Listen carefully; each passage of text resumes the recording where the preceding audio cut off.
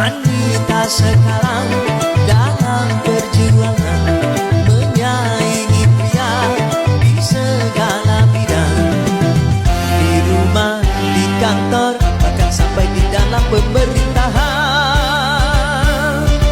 Memang peranan wanita perlu di dalam pembangunan, tapi peranan wanita